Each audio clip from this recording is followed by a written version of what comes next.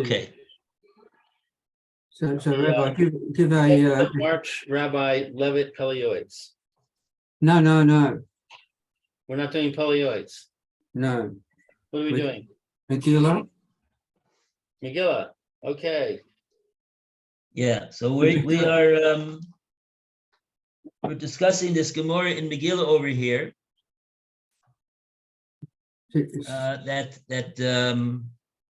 The Gemara relates that Haman had made himself. The Gemara asked, "What did Mordecai see that he caused Haman to be so jealous and arouse his anger to such a great extent?" So the Gemara says because Haman had made himself into an avodah zarah. Right. And then the Gemara says, Mahagia aleihem.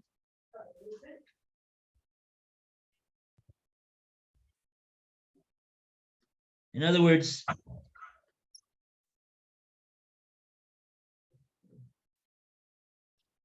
so what did Mordecai see to do what he did?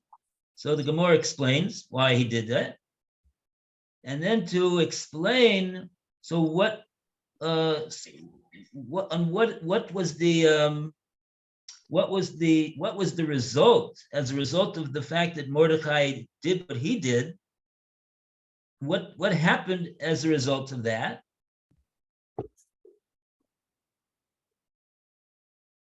That was the unfolding of the miracle.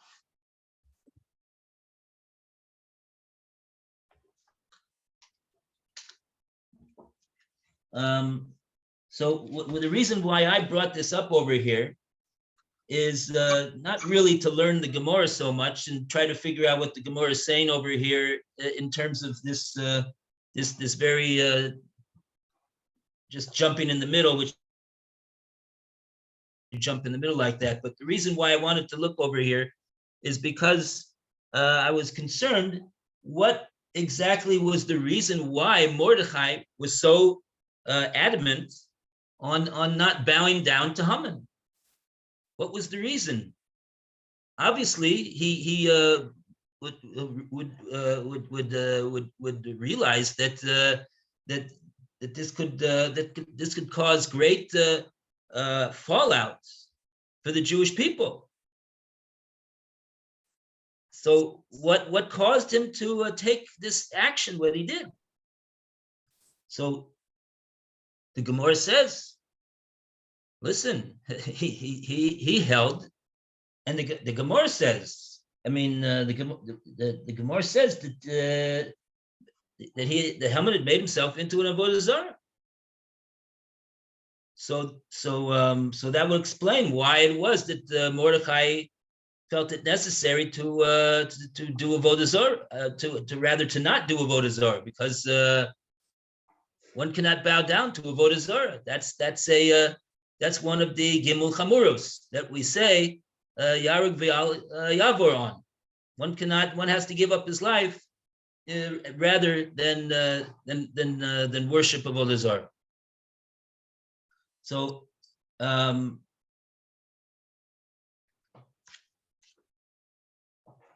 this is what we see from this Gemara over here. So the Marsha over here, there's a Marsha over here that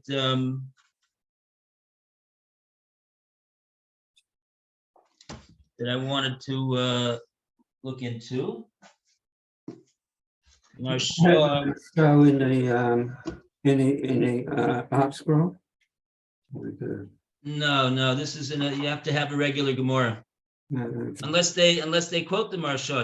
It's quite possible that they will quote the Marsha in the notes on the bottom. I don't know. But I'm just gonna read you over here what the Marsha says about this Gemara over here.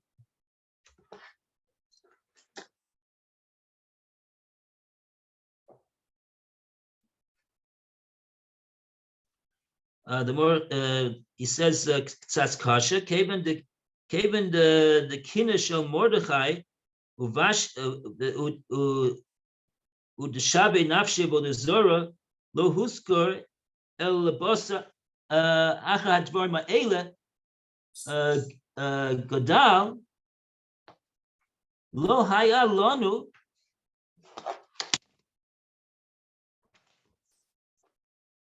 Latchil Ela Misham Umatam Hu Latchil Meish Yehudi. So he wants to know over here the Marsha, if the point is that we're gonna see, this is on the background of the Gemara itself again. The Gemara is discussing at what point does one have, if one cannot for whatever reason, and he can only read a portion of it, which is where does he have to start from at the last resort? Otherwise, he can't be fulfilling the obligation to read the Megillah. This is Machlokes Tanoim, and we're going according to this Mandomer that says you start from Isha Yehudi on Perik Beis, Mishnah Pasik. Hey, and the Marsha says, well, if the reason is like the Gemara says that we want to know about the fact that Mordechai didn't bow down and Haman, true to form, got quite angry. He got so angry that he decided that what he needs to do is destroy the entire Jewish people. And Hashem did a tremendous nace, that in spite of the fact that he was the most powerful, wealthy person, these two people in the world, Achashverosh, 127 countries, he's the king over. He has absolute authority. There was very few kings that had such authority in all of world history. And Haman, and both of them are rabid anti-Semites, and nevertheless, all of their power and all of their money and all of their influence, Hashem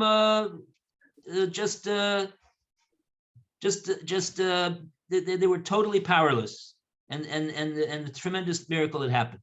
Okay, but in any case, so why is it that according to this Mandomer, asked the Marsha, that the story starts from Meish Yehudi?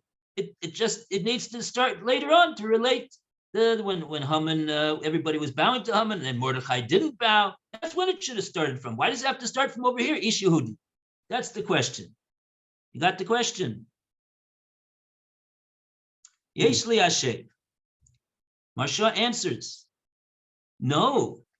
One has to understand the roots of why it was that Mordechai did what he did, and how it was that he had the ability to, in the fortitude to do what he did, not just to tell the story of that's what he did.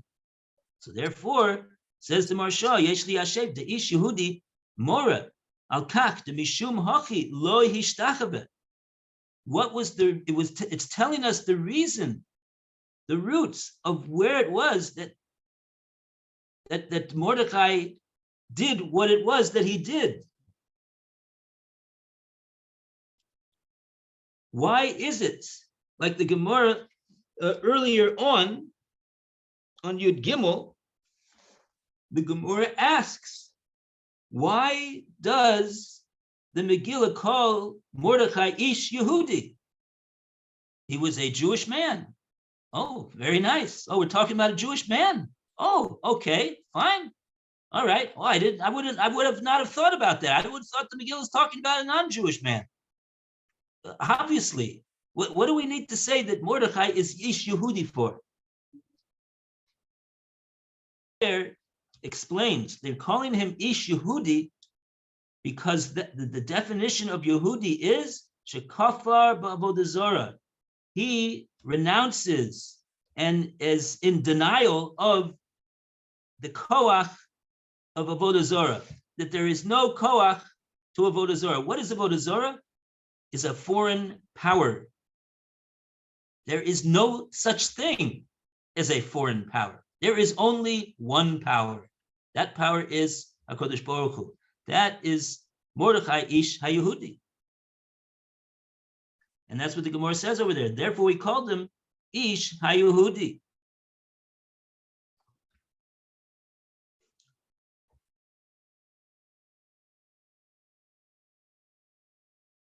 Okay. We got 4 minutes left. What does the Maharsha say about this? That the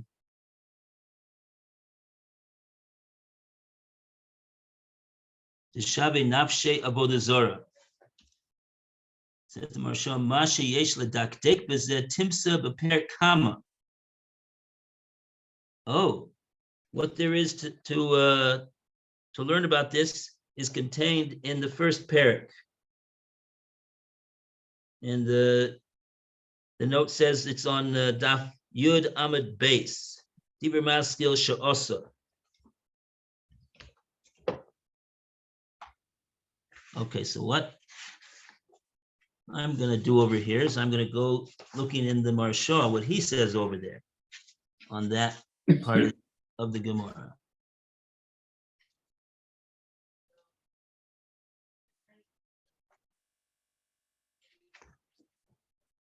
Because, it just bothered me. It seems like the way that people understand the story is that Mordechai was being highly unreasonable, and the guy is an important minister, and it's the custom of in that time to show respect for the minister by bowing or even by prostrating to the minister of the. He's the second in command. He has the power of life and death, just like the king does. This guy, so he's like a king. So he's the royalty. So is there anything wrong to accord honor to royalty? We know that even Yaakov Avinu, when Yaakov Avinu was in Mitzrayim and Yosef came to him, and even though Yaakov Avinu was on his deathbed and he could hardly sit up in his bed, but Rashi brings the Chazal that he forced himself to sit up, and because why? Because of the honor of Malchus, even though that Melech was his son, that he was giving, like making himself subordinate, so to speak, to his son. That's the whole idea of bowing and prostrating to a king, is that you're saying, I'm subordinate to you. You have power over me, so to speak. But Mordechai was not prepared to acknowledge that Haman had any power over him whatsoever. Mordechai, a Yehudi. A Yehudi is kofer l'avodah zarah, and he says there's no avodah zarah has no power over me. That was what Mordechai was saying, and that was the reason why Mordechai did not bow. Of course, having explained like this, the question the question would be is what was the position of the Sanhedrin and all the Rabbanim and the other side who were on the other side. It wasn't just small people, ignoramuses. It was great Torah authorities as well that differed with Mordechai. Apparently, we don't know it's not clear 100% from the Megillah who it was that was arguing with Mordechai about it. But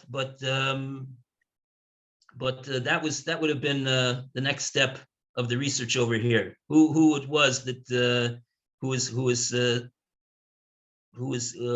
was anybody? Was this a matter of dispute amongst the Gedolei Yisrael?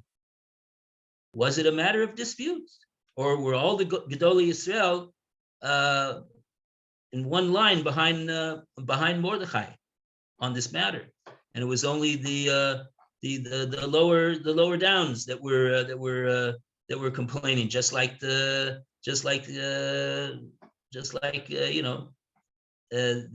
remains to be that remains a subject of for further research.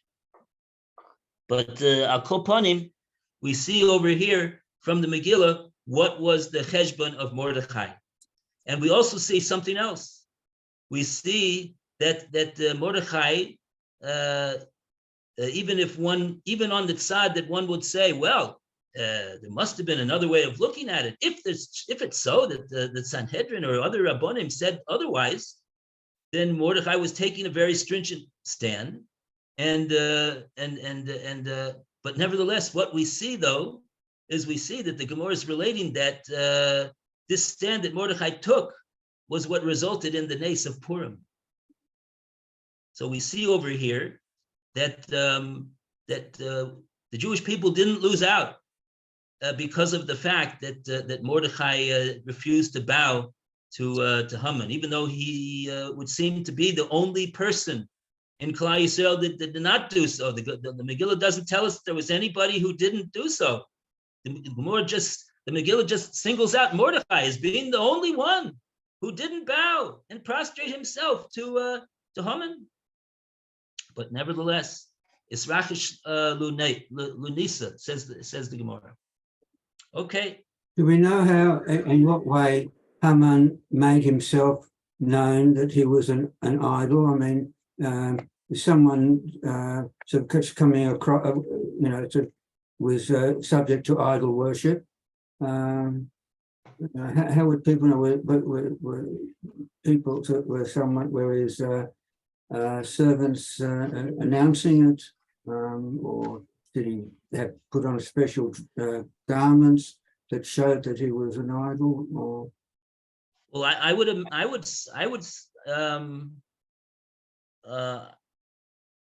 say that because he demanded that everybody bow and prostrate themselves to him, this would seem to indicate that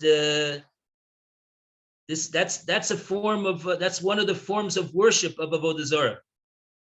Right. The Gemara mentions in Maseches Avodah Zarah that if one bows or prostrates oneself to Avodah Zarah, that's regarded as a worship of Avodah Zarah. That's so this that he it's only that we're always thinking that oh yes, the reason that they bowed is because he's the Mishnah Lamelech, he's the second in command, he's I don't even know if they bowed and prostrated themselves to Achashverosh. The Megillah certainly doesn't tell us that they did. It only makes a big deal about the fact that Haman was demanding that everybody bow to him and prostrate themselves to him.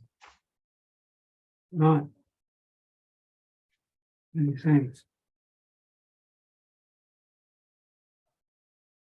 Okay. I'll see you in a few minutes. All right.